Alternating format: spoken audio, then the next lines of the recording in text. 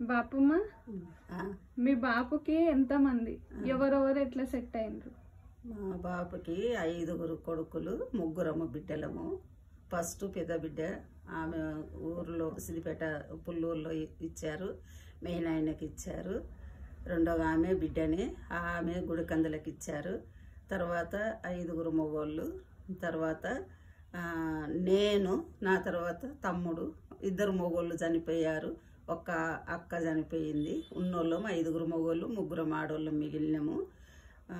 మా నాయన మేము పుట్టక ముందే రక్షణలోనికి వచ్చాడు, అందరినీ చదివిపించాడు 5th 6th వరకు. ఒక్క అన్న మాత్రం 10th చేశాడు.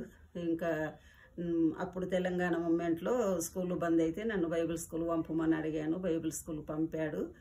ఆ తర్వాత ట్రైనింగ్ అయిపోయింది. ఆ ట్రైనింగ్ అయిపోగానే నాకు వివాహం చేశాడు. నేను చిన్నతనంలోనే సండే స్కూల్లోనే బాప్తిసం తీసుకున్నాను. పాపినని ఒప్పుకున్నా, నాకు బాప్తిసం ఇచ్చారు.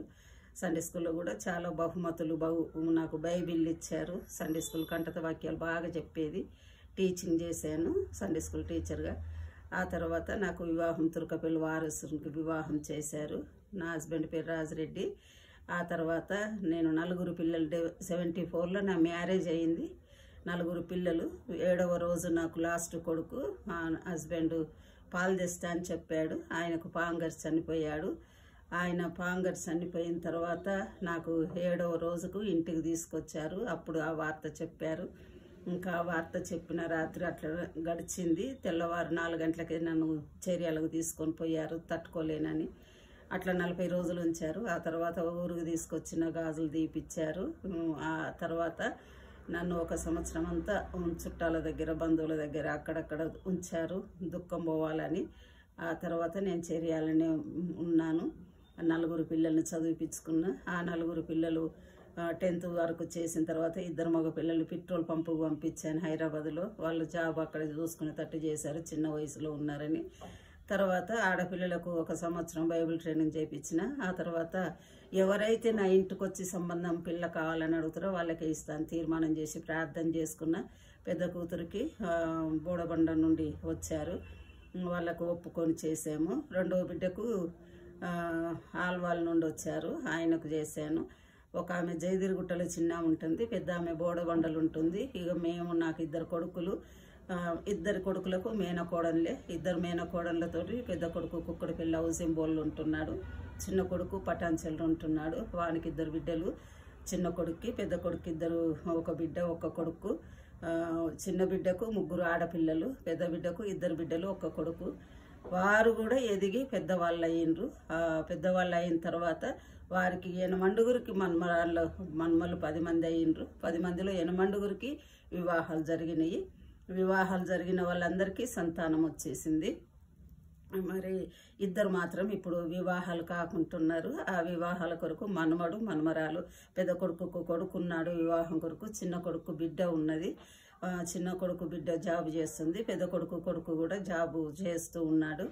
ఇప్పటికైతే దేవుని కృప వలన ఈ స్థాయిలో ఉన్నాము. ఎక్కడున్న సంఘము సహవాసాన్ని విడిచిపెట్టలేదు.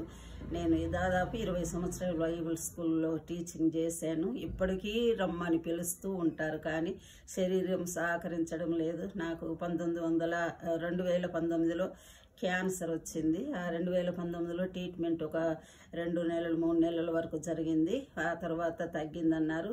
ఆ తర్వాత 21లో మళ్ళీ నాకు ఆ క్యాన్సర్ ఎగిరి పడ్డదన్నారు. మొక్క లంగ్స్లో వచ్చింది. అది కూడా ట్రీట్మెంట్ జరిగింది.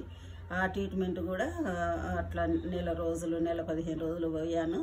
దానికి కీమోలు, మళ్ళీ తర్వాత రేడియేషన్లు చేశారు. అప్పుడు లంగ్స్లో లేదు అన్నారు. పెట్ స్కాన్ తీసి ఇప్పటికైతే దేవుని కృప వలన మంచిగా ఉన్నాయి. ఈ సంవత్సరం 2025 వరకు మంచిగా ఉన్నాను. అది దేవుని ఏర్పాటని, దేవుని చిత్తమని, దేవుని నా పైన స్వస్థపరిచేది ఇచ్చాడని, స్వస్థపరిచాడని నమ్మి దేవునికి స్తుతులు చెల్లిస్తున్నా. మిగిలిన శేషము ఆయన పని కొరికే ఉంటా అని తీర్మానం చేసుకున్నా. తీసుకుంటే తండ్రింటికి పోతా అనే తీర్మానంలో నిశ్చయితలో ఉన్న. నాకైతే రేయింబావులు మరి ప్రార్థన గుంపులు ఉన్నాయి. ప్రార్థన సమయము తీసుకొని చేస్తున్నా. ప్రతి మీటింగ్కు నేను ఎక్కడున్నా హాజరవుతూ ఉంటున్నా. పటాన్చెల్లు ఉన్నా కానీ, బోడబండలు ఉన్నా కానీ, కుక్కడికెళ్ళి హౌసింగ్ బోర్డులు ఉన్నా కానీ, జయదిరిగుట్టలో ఉన్నా కానీ సంఘాన్ని ఆనుకొని ఉంటున్నా. సంఘ సేవకులను పరిచయం చేసుకొని నడుస్తూ నా జీవనోపాధి గడుపుకుంటూ ఉంటున్నా. ఇది నా చిన్న సాక్ష్యం.